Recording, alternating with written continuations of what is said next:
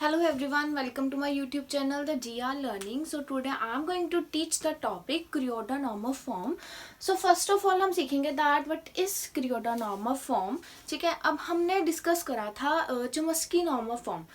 हमने उसमें डिस्कस करा था दैट चमस्की नॉर्मल फॉर्म जो है वो कौन सी ग्रामर को एक्सेप्ट करती है, कंटेक्स्ट फ्री ग्रामर को. ठीक है, और जो क्रियोडा नॉर्मल फॉर्म है वो कौन सी नॉर्मल फॉर्म है जो कंटेक्स्ट सेंसिटिव ग्रामर के लिए बनी है. ठीक है, चमस्की नॉर्मल फॉर्म जो थी वो कंटेक्स्ट फ्री ग्रामर के लिए बनी थी, बट जो क्रियोडा नॉर्मल फॉर्म है वो कौन सी ग्रामर के लिए बनी है, कंटेक्स्ट सेंसिटिव ग्रामर के लिए. ठीक है, so this normal form is named after.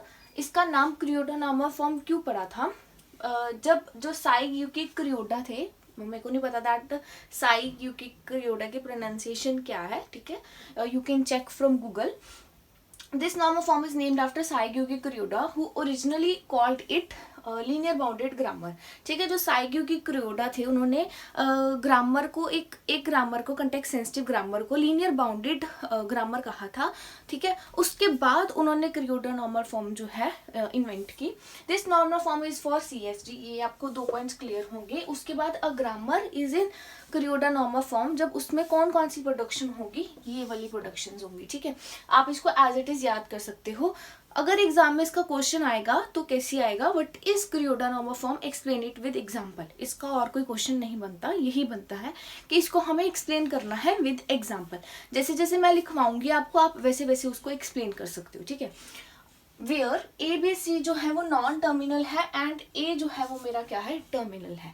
ठीक है, बस इसमें यही होता है कि हमने कंटेक्स्ट सेंसिटिव वाले रूल्स जो है उसको चेक कर लेना है कि वो इसको सेट मतलब फॉलो कर रहे हैं कंटेक्स्ट सेंसिटिव वाले रूल्स. ठीक है, मतलब ये कमिट हो रही है कि ये कंटेक्स्ट सेंसिटिव ग्रामर है. ठीक है, इतना नोट डाउन कर लो, फिर हम आगे करते हैं. सो पॉइंट है, every grammar in Kuroda normal form is non contracting. Non contracting का मतलब क्या है, अगर हम किसी चीज को कहते हैं that it is contracting, contracting. ठीक है, इसका मतलब क्या है दैट वो चीज जो है वो जब रिड्यूस होगी तो उसका साइज जो है वो क्या होगा, डिक्रीज होगा. ठीक है, जब हम उस चीज को रिड्यूस करेंगे तो उसका जो साइज है वो क्या होगा, डिक्रीज होगा. ठीक है, कंट्रैक्टिंग का मतलब ये होता है. अगर मैं लिख रही हूँ नॉन कंट्रैक्टिंग, इसका मतलब क्या है कि जब हम उस चीज को रिड्यूस करेंगे तो जो उसका साइज है वो क्या होगा, इंक्रीज होगा. ठीक है, इसलिए जो क्रियोडा नॉर्मल फॉर्म है इसको हम जब रिड्यूस करते हैं या कुछ भी करते हैं तो उससे क्या होता है, इसका साइज जो है वो क्या हो जाता है, इंक्रीज हो जाता है. दैट इज उसके बाद यही जो डेफिनेशन है वही लिखी हुई है कंटेक्स्ट सेंसिटिव ग्रामर वाली, कि that is all rules are of the form alpha goes to beta where alpha beta belongs to variable union terminal such that alpha is less than equal to beta. ठीक है, उसके बाद है एक और चीज कि जो क्रियोडा नॉर्मल फॉर्म है उसको हम अनरिस्ट्रिक्टेड ग्रामर में भी लिख सकते हैं. ठीक है, उसमें बस एक प्रोडक्शन को चेंज करना पड़ता है, वो हम आगे देखते हैं.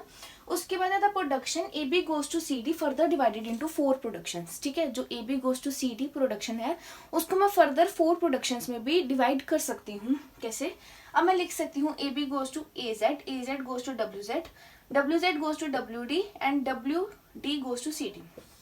इनडायरेक्टली ये लास्ट में CD को ही तो ड्राइव कर रहा है ना, तो बीच में ये प्रोडक्शंस में ऐड ऑन कर सकती हूँ. ठीक है, अब ये देखो, ये जो ग्रामर है इसका साइज क्या हो गया है, इंक्रीज हो गया. इसलिए जो क्रियोडा नॉर्मल फॉर्म है उसको हम क्या कहते हैं, नॉन कंट्रैक्टिंग. इसमें हमने बस एक चीज का ध्यान रखना होता है कि अल्फा जो है वो एप्सिलॉन के इक्वल नहीं होना चाहिए. अब इसमें हर एक प्रोडक्शन में जो कंटेक्स्ट है वो डिफाइंड है. ठीक है, तो इसलिए ये मेरी कौन सी ग्रामर के अंडर आ जाएगी, कंटेक्स्ट सेंसिटिव ग्रामर की. ठीक है, उसके बाद क्रियोडा नॉर्मल फॉर्म जो है वो अनरिस्ट्रिक्टेड ग्रामर के लिए अगर मैंने लिखनी है तो मैं कैसे लिखूंगी, सारी प्रोडक्शन में एज इट इज वही ऐड कर दूंगी, बस एक न्यू प्रोडक्शन ऐड कर दूंगी, ए गोज टू एप्सिलॉन. ठीक है, अब अल्फा जो है वो कंटेक्स्ट सेंसिटिव ग्रामर में एप्सिलॉन के इक्वल नहीं होना चाहिए. यहाँ पे जो अल्फा है वो किसके इक्वल आ गया, एप्सिलॉन के. सो इसलिए ये अनरिस्ट्रिक्टेड ग्रामर के लिए क्रियोडा नॉर्मल फॉर्म जो है वो क्या हो गई है, फॉर्म हो गई है. ठीक है, हमने एज इट इज ये ग्रामर्स को याद कर जाना है. इसका जो एग्जाम्पल में एग्जाम्स में क्वेश्चंस आता है वो सीधा ही आता है, what is Kuroda normal form, explain it with example. ठीक है, सो ये आप नोट डाउन कर लो, इतना ही है क्रियोडा नॉर्मल फॉर्म में, फिर हम आगे फर्दर डिस्कस करते हैं. ओके, सो जो फर्दर टॉपिक है वो है Pantone and Norma form, that is not in the syllabus, तो हम वो नहीं डिस्कस करेंगे. सो अब हमारा टॉपिक जो मेजर टॉपिक है जिसमें से क्वेश्चन आता ही आता है वो है ऑटोमेटा, जो आज हम स्टार्ट करेंगे. ठीक है, तो हमें सबसे पहले कुछ चीज़ें सीखेंगे हम, दैट व्हाट इज कन्वर्जन्स, है ना, ऑटोमेटा होता क्या है, और फिर हम कुछ डीएफए के एग्जांपल्स डिस्कस करेंगे, एनडीएफए की एग्जांपल्स डिस्कस करेंगे, ट्रांजिशन सिस्टम क्या होता है वो डिस्कस करेंगे. ठीक है, सो हमें क्या है, ये कन्वर्जन है. अब ये कैसे कन्वर्ट हो रहा है उससे हमें कोई मतलब नहीं है. ठीक है, दैट 100 है तो ये 011 में कैसे कन्वर्ट हो रहा है इससे हमें कोई मतलब नहीं है. हमने बस इसमें ये चीज़ समझनी है दैट हम कुछ इनपुट दे रहे हैं और बेस्ड ऑन दैट इनपुट हमें कुछ आउटपुट मिल रही है. ऐसे ही कुछ और एग्जांपल्स भी होंगे, कन्वर्जन सेकेंड, कन्वर्जन थर्ड, जिसमें कोई ना कोई इनपुट होगी और उसके बेस पे कोई ना कोई आउटपुट होगी. जैसे एक एग्जांपल ऐसी होगी दैट 010 येस होगा, नो होगा. ठीक है, तो ये सारी मेरी आउटपुट्स हैं और जो ऊपर है ये क्या है, इनपुट्स. ठीक है, अब आगे इसमें ये हमें क्यों दिया गया है ये चीज़ समझाने के लिए कि दैट ऑटोमेटा में भी हम ऐसे करते हैं, हम कुछ इनपुट्स को देते हैं और बेस्ड ऑन दैट इनपुट्स हमें क्या मिलता है, आउटपुट मिलती है. ठीक है, वो आउटपुट येस नो में भी हो सकती है. अगर हम उसको स्ट्रिंग दे रहे हैं, ठीक है ना, तो वो आउटपुट येस और नो में भी हो सकती है कि ये स्ट्रिंग जो है ऑटोमेटा एक्सेप्ट करेगा कि नहीं करेगा. ठीक है, तो इसलिए ये कन्वर्जन वाली एग्जांपल जो है वो मेंशन है. एक एग्जांपल शिफ्ट रजिस्टर वाली भी होगी, उसमें भी कुछ नहीं है, उसमें बस उन्होंने यही बताने की कोशिश की है कि हम शिफ्ट रजिस्टर में भी क्या करते हैं, अगर पैरेलल इन पैरेलल आउट है, ठीक है, ये फॉर्म क्या है, तो हम पैरेलल इनपुट देंगे और पैरेलल ही हमें आउटपुट मिलेगी. ठीक है, वही चीज़ समझाने की कोशिश की है कि कुछ इनपुट दे रहे हैं अगर, तो बेस्ड ऑन दैट इनपुट हमें कोई ना कोई आउटपुट मिल रही है. ठीक है, तो नोट डाउन कर लो. इसमें ये चीज़ नहीं समझनी कि ये कैसे कन्वर्ट हो रहा है. ठीक है, बस इतना ही समझना है कि हम कुछ इनपुट दे रहे हैं और हमें क्या मिल रही है, कुछ ना कुछ आउटपुट मिल रही है. ठीक है, नोट डाउन कर लो, फिर हम ऑटोमेटा की डायग्राम, उसकी डेफिनेशन, ट्रांजिशन सिस्टम वो डिस्कस करते हैं. Okay, automata model, next one topic is automata model. अब इसमें क्या है, ठीक है, अब वही बात है कि इनपुट है, आउटपुट है, ठीक है, और एक मॉडल है. उसमें ना एक स्टेट्स होती हैं, एक Q1 Q2 up to Qn states होंगी हमारे ऑटोमेटा मॉडल में. ठीक है, अब हम इस मॉडल में, ऑटोमेटा में कुछ इनपुट्स देंगे और बेस्ड ऑन दैट इनपुट्स हमें क्या मिलेगी, output O1 O2 O3 up to On. ठीक है, अब इसमें एक चीज होती है स्टेट्स. ये जो Q1 Q2 Qn है ये क्या है, हमारी स्टेट्स. जो हमारा ऑटोमेटा होता है ना वो एक टाइम पे एक स्टेट पे होता ही होता है. ठीक है, चाहे वो Q1 में हो, Q2 में हो, Q3 में हो. ठीक है, एक टाइम पे एक स्टेट में होता है. सो इनपुट में क्या है, at each discrete instance of time. अब इनपुट जो है वो एक पर्टिकुलर टाइम में हम ऑटोमेटा मॉडल को देंगे. ठीक है, time T1 T2 T3. The input values are I1 I2 I3 IP. Each of can take finite number of fixed value from the input alphabet. अब जब हम आगे चल के ट्रांजिशन सिस्टम, डीएफए, एनडीएफए की एग्जांपल्स करेंगे ना तो हमें पता लगेगा दैट एक होता है हमारा अल्फाबेट. ठीक है, जिसको हम रिप्रेजेंट करते हैं with the sign of sigma.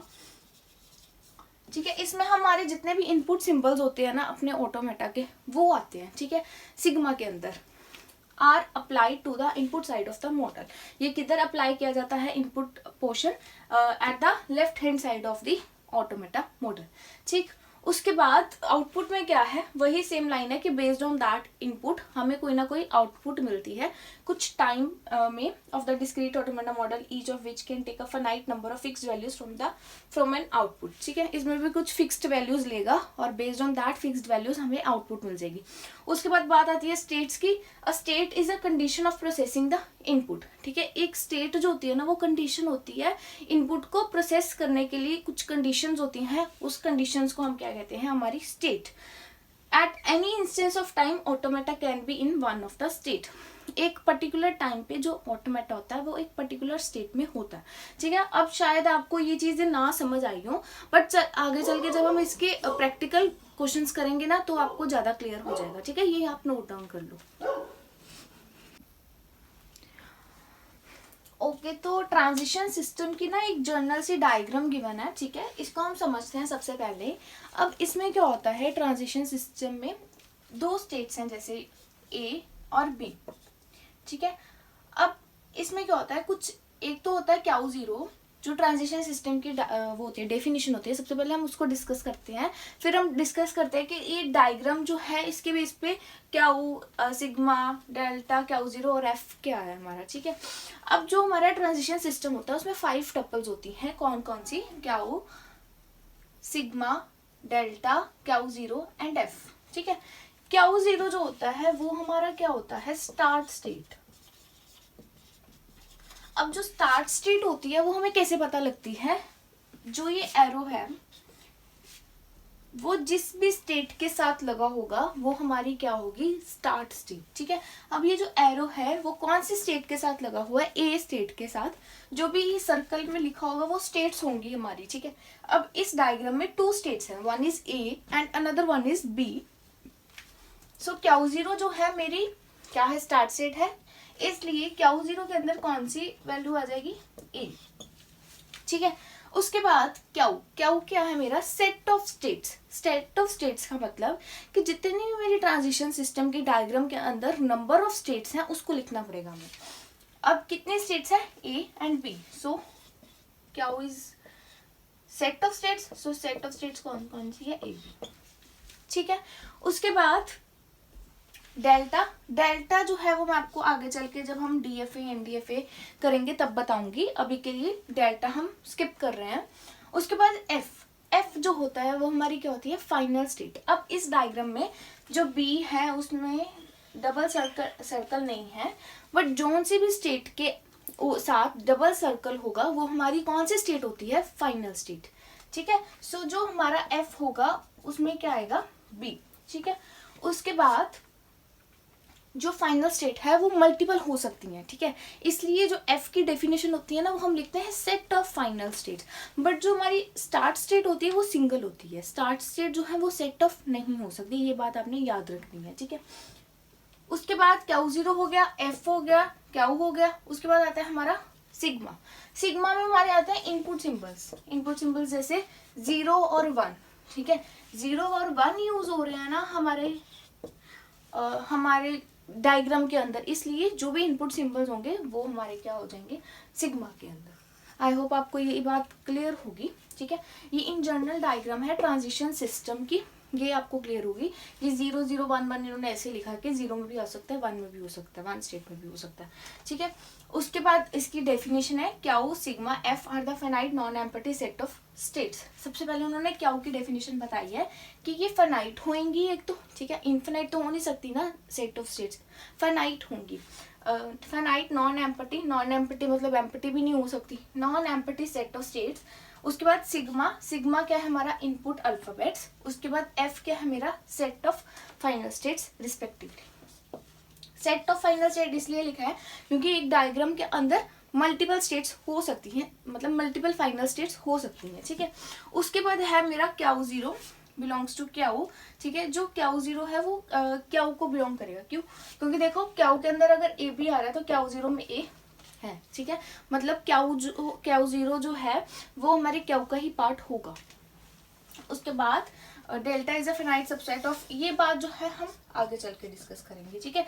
जो डेल्टा की बात है, डेल्टा में ना जो डेल्टा होता है उसमें एक टेबल बनता है, वो हम आगे चल के जब डीएफए एनडीएफए डिस्कस करेंगे ना तब करेंगे। उसके बाद in other words if Q I W Q J, Q I basically क्या है हमारी स्टार्ट स्टेट, क्याऊ जे क्या है बेसिकली हमारा फाइनल स्टेट। इन जनरल उन्होंने लास्ट में एक लाइन लिखी है that in other words if Q I Q J, और डब्ल्यू हमारी क्या है जो सिग्मा है, जो हमारे 0 1 अल्फाबेट्स होंगे, इनपुट सिंबल्स होंगे वो, ठीक है। Is it means that the graph starts at the vertex Q I, graph किधर से स्टार्ट होएगा क्याऊ आई से, क्योंकि ये क्याऊ आई हमारी क्या है स्टार्ट स्टेट।